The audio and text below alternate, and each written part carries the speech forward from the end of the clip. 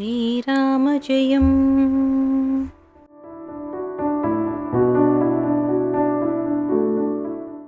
சர்க்கம் 6. முக்கியஸ்தர்களின் வீடுகளில் தேடுதல். சிங்கங்கள் காட்டை அழிக்காமல் பாதுகாக்கும். அடர்ந்த காடோ சிங்கங்கள் மறைந்து கொள்ள உதவி செய்யும். அதுபோல இலங்கையின் சந்து பொந்துகள் மாருதிக்கு மறைந்து செல்ல உதவின. தங்க வெள்ளி தந்தரதங்கள் அழகிய வேலைப்பாடுகளுடன் அந்த இரவு நேரத்திலும் ஓடின. அபூர்வமான பட்சிகளும் மிருகங்களும் பாதுகாப்பாக வளர்க்கப்படுவதை பார்த்தார். அங்கில்லாத பறவைகளோ மிருகங்களோ உலகில் கிடையாது என்றே சொல்லிவிடலாம். பிரகஸ்தன், மகாபாட்சுவன், மகோதரன், விருபாட்சன், வித்யுன்மாலி, சுகன், சாரணன், இந்திரஜித், ஜம்புமாலி, சுமாலி, அஸ்திமுகன் போன்ற பல பிள்ளைகள் மந்திரிகள் இல்லங்களை தேடியபடியே கும்பகர்ணன் மாளிகைக்கு வந்தார்.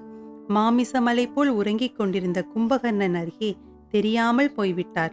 அவனுடைய மூச்சுக்காற்றால் தூரத்திலிருந்த திரைச்சீலைகளும் ஆடிக்கொண்டிருந்ததை அவர் பார்க்கவில்லை.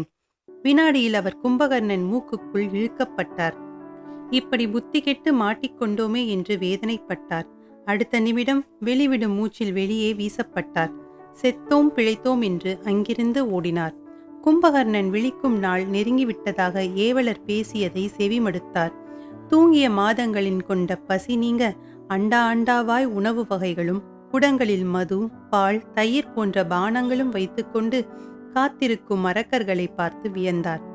தம்பிக்கு அளவுக்கு அதிகமான தூக்கம், உணவு, தமையனுக்கு அளவுக்கு அதிகமான காமம், மனைவியர் என்று அவருடைய மனம் கணக்கிட்டது. கம் என்று துளசியின் நறுமணம். வாசலில் இருபுறமும் சங்கு சக்கர திருநாம அடையாளங்கள். பிறைகளின் முத்துப்போல் எரியும் தீப ஒளி. இது ராவணனின் மற்றொரு தம்பியான விபீஷ்ணனின் மாளிகை என்பதை காவலர்களின் பேச்சிலிருந்து தெரிந்து கொண்டார். விகாரமின்றி உறங்கும் விபீஷ்ணனின் அரண்மனையை ஆராய்ந்த பிறகு லங்காதிபதியின் அரண்மனைக்குள் புகுந்தார். சூளம், எரியீட்டி, கத்தி முதலிய ஆயுதங்களுடன் கோர அரக்கிகள் காவலிருந்தனர். ஜம்பூ நதியிலிருந்து சுத்த தங்கம் கொண்டு வந்து ஆபரணங்கள் செய்து போர் யானைகளுக்கு பூட்டியிருந்தான் ராவணன். சந்திர ஒளிப்பட்டு அவை மின்னின. ஒவ்வொன்றும் ஒவ்வொரு அழகாய் நிறுத்தி வைக்கப்பட்டிருந்த பல்லக்குகளை பலமுறை எண்ண முயன்று தோற்று போனார் மாருதி. மரத்தினால் அமைக்கப்பட்டிருந்த செயற்கை மலையில் பல ஸ்திரீகள் சஞ்சரித்துக் கொண்டிருந்தனர். உயரமான மதில்களை அரணாக கொண்ட சோலையில் மயில்களோடு விளையாடி கொண்டிருந்தனர் சில மடந்தையர். பொக்கிஷ சாலையில் தங்க நாணயங்கள் ஜொலித்தன. செயற்கையான நீரூற்றில் அன்னங்களோடு கொஞ்சிக் கொண்டிருந்த குமரிகள் ஏராளம். இது குபேர பட்டணமான அலகாபுரியோ? ராவணன் மட்டும் மாய வேடம் பூண்டு பிராட்டியை யாருமில்லாத வேளையில் அபகரித்து வந்திராவிடில் அவன் ஆயுளுக்கும் கீர்த்திக்கும் எல்லை ஏது என்று நினைத்தார் மாருதி.